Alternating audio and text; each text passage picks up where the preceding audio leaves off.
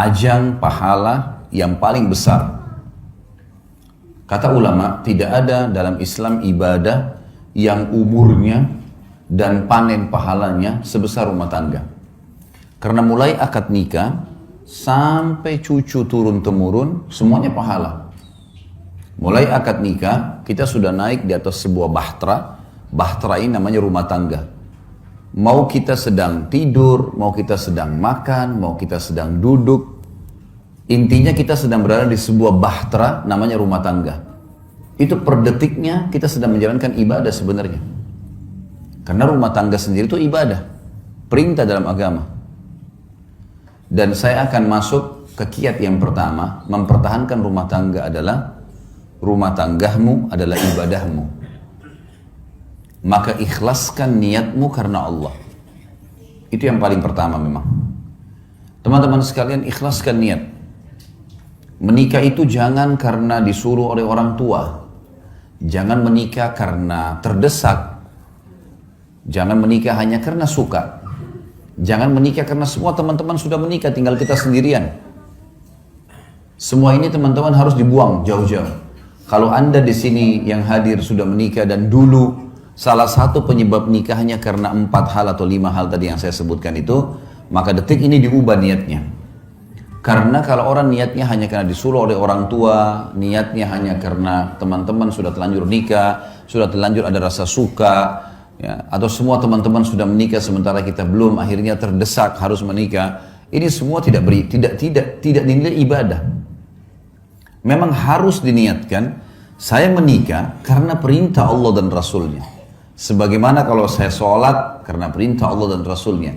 Sebagaimana kalau saya puasa Ramadan karena perintah Allah dan Rasulnya. Saya haji dan umrah karena perintah Allah dan Rasulnya. Coba bayangkan kalau ada orang pergi haji, tujuannya dari awal niatnya adalah belanja. Misal, nanti kalau saya di Mekah saya mau belanja ini, saya mau belanja itu. Kalau saya di Madinah mau beli ini dan seterusnya. Dicampur baur antara niat ibadahnya sama niat belanjahnya. Bahkan ada orang karena niatnya belanja, pada saat umroh buru-buru mau selesaikan. Gak dinikmati tawafnya, gak dinikmati sa'inya, gak dinikmati zikirnya, doanya, buru-buru. Bagaimana selesai, masuk pasar belanja. Beda dengan orang dasarnya niatnya ibadah. Orang kalau niat ibadah Bapak Ibu sekalian, maka semua jadi mudah. Saya kasih contoh. Kalau ada orang pergi haji, niatnya ibadah, haji itu capek loh. Berangkat dari Jakarta saja misalnya ke Jeddah 9 jam. Belum masuk ke Mekah sejam 2 jam sampai di hotel. Belum kita harus tinggal di Mina, di kemah, jumrah, panas matahari, desak-desakan sama orang. Kemudian juga ada Muzdalifah, ada Arafah. Paket. Capek sebenarnya, letih. Gitu kan? Setiap azan kita langsung ke masjid, walaupun jarak hotelnya jauh. Tapi subhanallah, orang kalau niatnya ibadah, pulang haji ditanya, Bapak Ibu yang sudah capek nih, sudah 40 hari di sana, 30 hari di sana, tanya mau haji lagi nggak? Pasti jawabannya mau. Kalau orang niat ibadah, dia mau lagi. Suka dukanya semua jadi mudah. Yang panasnya, yang makanannya kehabisan, yang hotelnya jauh, terlupakan semua. Yang antri panjang di imigrasi, dilupain semuanya. Karena niat ibadah itu berbeda.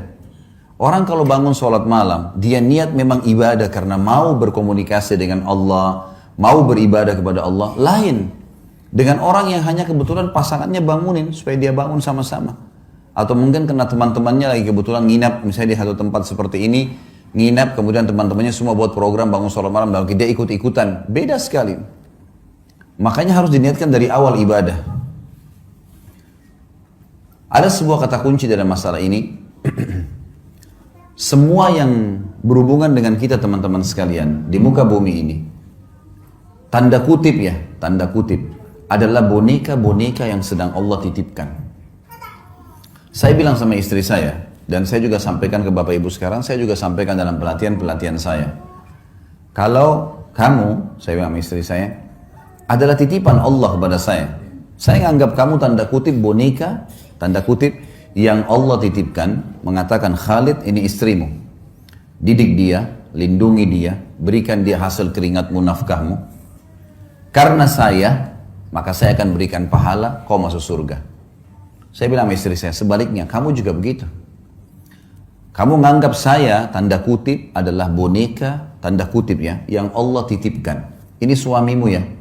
Layani dia, cuciin bajunya, buatin masakannya, biologisnya, didik anaknya, jaga amanah rumahnya. Karena saya, kata Allah, saya kasih pahala, mati, masuk surga. Ini yang dimaksud dengan ibadah nih. Seperti itu kita memahaminya. Sehingga kita tidak pernah jenuh dalam menjalankan kewajiban.